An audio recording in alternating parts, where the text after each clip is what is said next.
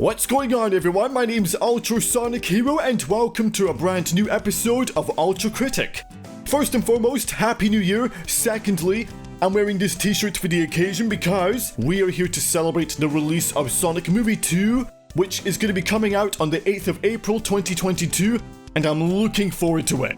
I really am. And also today we are going to be reviewing, yep, you guessed it, Sonic the Hedgehog 2.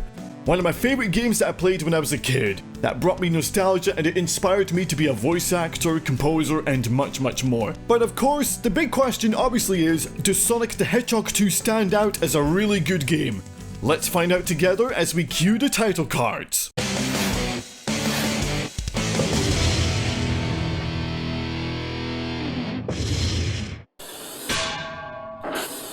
Sonic the Hedgehog 2 is a sequel to the very first Sonic game back in 1991.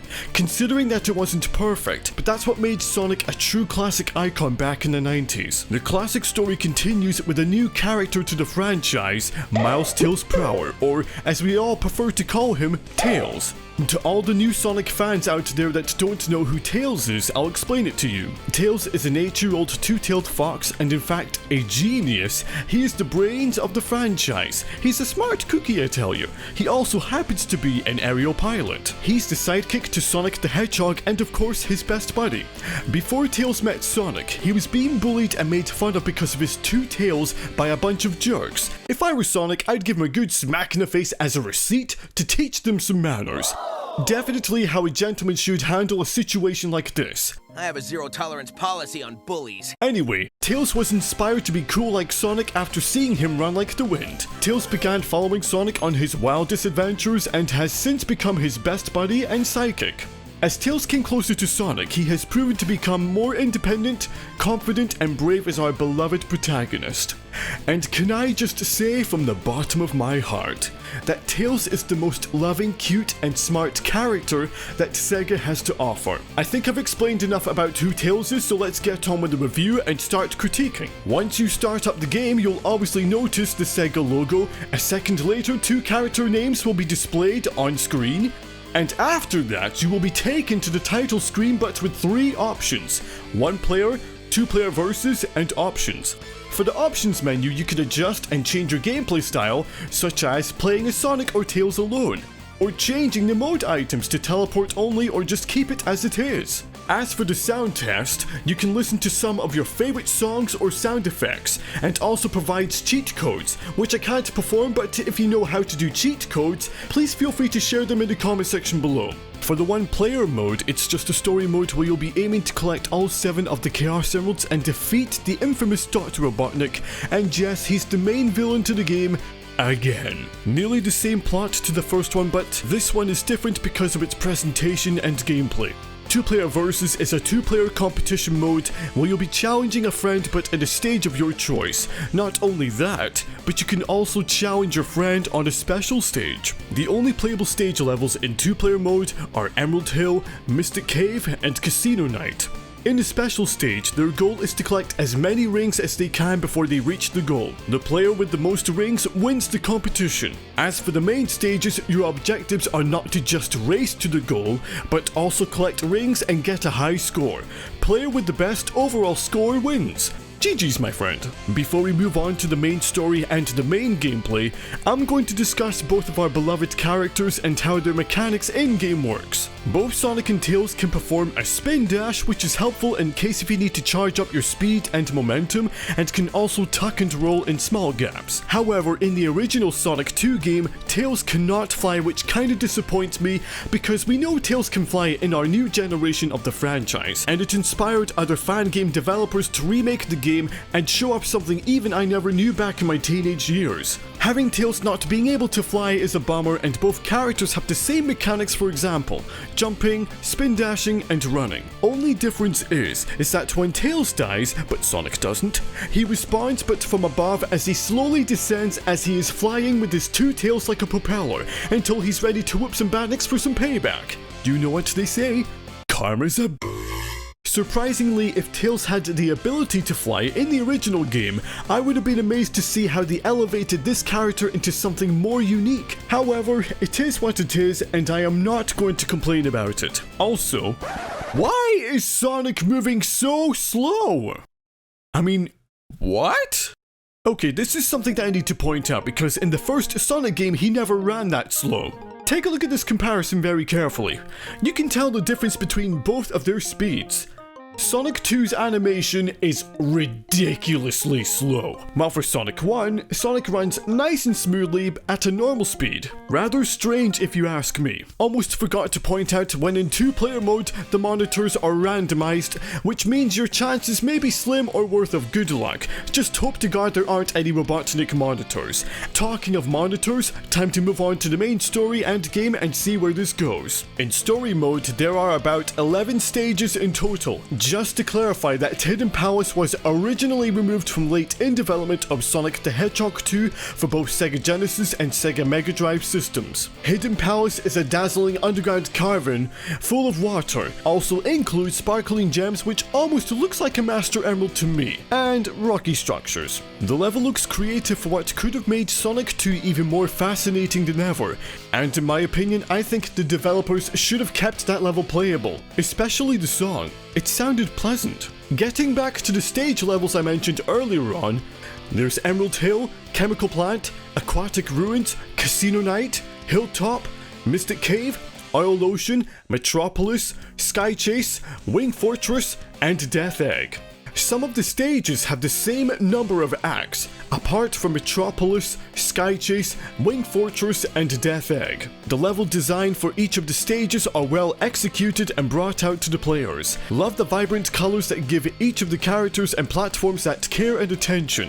They may not be entirely perfect, but I think they did such a great job. Great choice of colors and so much love and effort put into this game.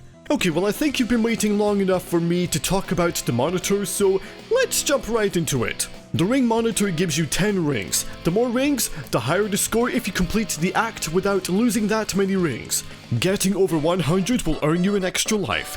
If you were on the verge of getting a game over, of course. The shield monitor will give you a shield to defend yourself with against spikes, badniks, or incoming projectiles. However, the shield is not indestructible, especially if you're narrowed by moving platforms which will end up squishing you to death. That's gonna hurt. The speed shoes will allow Sonic or Tails to run fast, but for only 20 seconds of time, so if I were you, try to control your speed and momentum, otherwise you're gonna regret it. Told you. The Sonic or Tails monitor will give you an extra life.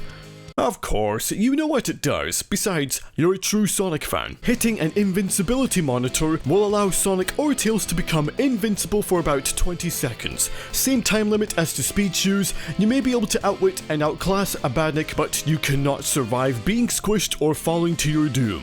Nearly forgot to mention that if you score over 10,000 points or higher during the end of the act or level, you'll gain a continue token in case if you lose all of your lives. I think the developers decided to be generous, but that's just my opinion.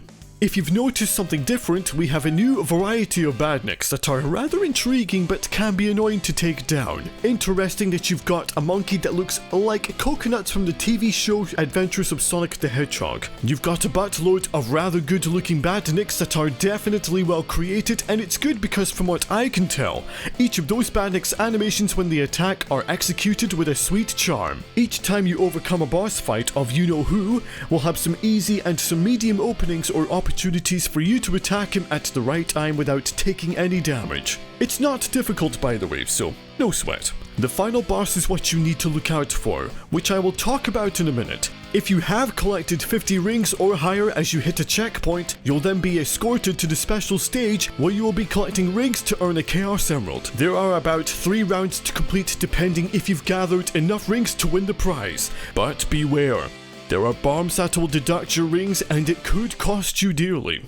Failed to collect enough rings and you automatically fail the special stage. However, if you've gathered enough rings, you are awarded the Chaos Emerald. If you've collected all of them, then you will have the ability to transform into your super form in-game.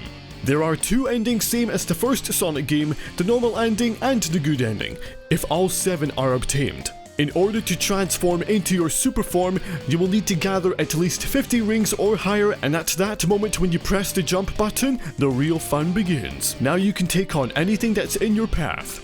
There is a catch though. Your ring counter will decrease when you're in super form, and when it drops down to 0, you'll transform back into your original form. Just try not to go overboard by being overconfident, please. What did I just tell you? For God's sake. Yeah, I tend to die to those sometimes, so try to be aware of that. Alright, now for the final boss in Death Egg. On this level, you'll be facing 2 bosses, Mechasonic and Dr. Robotnik in his huge Death Egg robot. But there's one huge problem. In this final boss, you will have no rings at all, meaning you have to defeat both bosses in one go flawlessly. Any mistake will cost you a precious life, and that means you will have to go into full try-hard mode if necessary. Mechasonic takes about 8 hits to defeat, while for Dr. Robotnik's Death Egg robot takes about 12 hits, which proves that the Death Egg robot has more durability and more manpower than the final boss in the first Sonic game. Fair reminder, if you lose all of your lives, it's game over and you'll have to start all over again.